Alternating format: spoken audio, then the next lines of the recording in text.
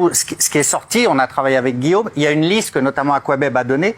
Je précise que cette liste que je vais vous donner de noms, tout le monde dément et que c'est une liste de personnes qui auraient été, Jean-Paul conditionnel, qui auraient été escortes, d'accord. C'est pas forcément des gens qui se seraient livrés à ces pratiques scabreuses, mais néanmoins, c'est une liste de gens qui auraient été escortes. C'est une liste, véridique ou pas?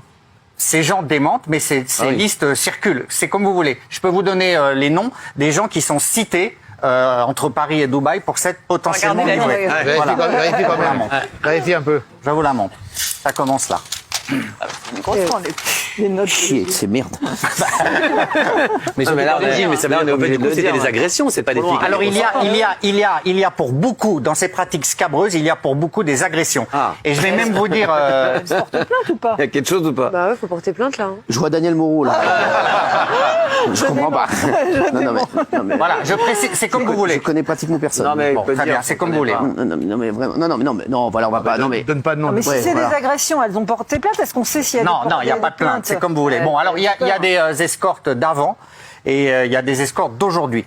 Et je vais aussi vous révéler quelque chose. C'est que j'ai parlé aujourd'hui avec un influenceur. Il est révérend, protestant et influenceur africain. Il est en Côte d'Ivoire.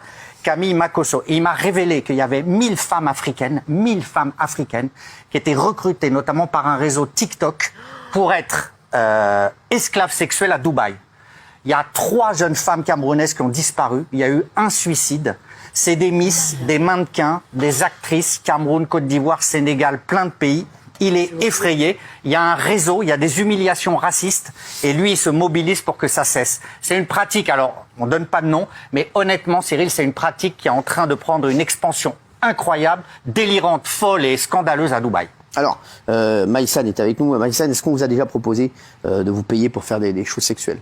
C'est vrai que nous, en tant que candidate de télé, on reçoit souvent des propositions qui sont avec des sommes assez astronomiques. Ça, c'est vrai, ça nous arrive genre souvent. Quoi? Genre, on reçoit des trucs genre pour là, faire des quoi? grosses sommes pour envoyer des photos de pieds ou pour... Photos de pieds? Ouais, pour faire des trucs chelous. C'est sarenza.com? C'est le chausseur ou quoi? Ouais, on reçoit souvent des propositions. Genre combien pour une photo de pied?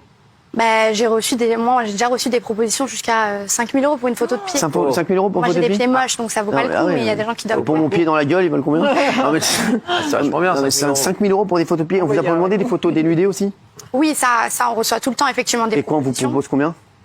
Ça varie en fonction du physique de la personne, je suppose. Genre, moi, les prix doivent être bas, mais... Genre, non, mais 10 000 €, genre? Ouais, ça peut aller jusqu'à 50 000 €. 50 000 € pour une photo nue? Ah ouais. Oui. Daniel a eu une proposition à 75 000. Des vidéos, ouais, ça peut aller loin. 50 €. 50 € une égrado là. Non, je rigole. Non mais c'est fou, c'est fou. Et vous, qu'est-ce qu'on vous a demandé de faire? C'est sur les réseaux? C'est sur les réseaux, on reçoit des mails. Après, je pense que nous, justement, dans le monde de la télé-réalité, on est des femmes qui gagnons quand même assez bien notre vie pour pas avoir on n'est pas dans le besoin, donc on n'a pas besoin justement de devoir envoyer des photos dénudées de nous. Et je trouve ça dommage que justement cette image-là d'escorte, elle soit associée à notre image sous prétexte que les gens ne sont pas capables d'accepter qu'on peut s'acheter des sacs de luxe ou rouler en grosse voiture sans forcément se prostituer. Donc je pense qu'il y a beaucoup de fantasmes autour de ça, il y a beaucoup de mensonges. Après les propositions, c'est sûr qu'on les reçoit, on en reçoit plein. Vraiment plein quoi, c'est-à-dire combien par... toutes les semaines on doit recevoir. Toutes les semaines, mais ils disent quoi ces propositions? Parce que ça m'intéresse. Il y a des agences carrément d'escorte de Dubaï qui nous envoient des mails. Genre quoi, mais pour avoir aussi des relations sexuelles, trucs comme ça? C'est jamais écrit dans le mail parce que c'est dans le mail, ils disent quoi? C'est pour participer à des soirées? Non, pour venir faire un voyage, accompagner des hommes. Ah ouais, d'accord. C'est incroyable ça. Et combien on vous propose quand même pour un voyage comme ça? Je sais pas, le dernier mail que j'ai reçu, ça doit être 50 000 € pour faire un voyage d'une semaine à Dubaï. Je veux bien voyager, moi. C'est incroyable. Avec les frais de déplacement. Raymond, laisse ton mail. Là, Maïsan, pendant la pub, m'a montré un mail qu'elle a reçu. Alors voilà, et c'était écrit en anglais, il y avait marqué effectivement, pour être escorte, c'est 8 000 € la journée, 56 000 €, tu seras reçu dans l'hôtel Burj Al Arab où il y a une chambre et tout ça. Elle m'a montré le mail à l'instant. C'est incroyable. Et ça ne fait plus rien parce que tu reçois beaucoup, 56 000 € la semaine.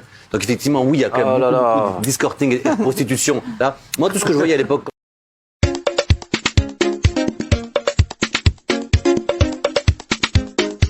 On a découvert vos secrets. On a découvert vos secrets. On a découvert vos business. On a découvert vos business. Avalada.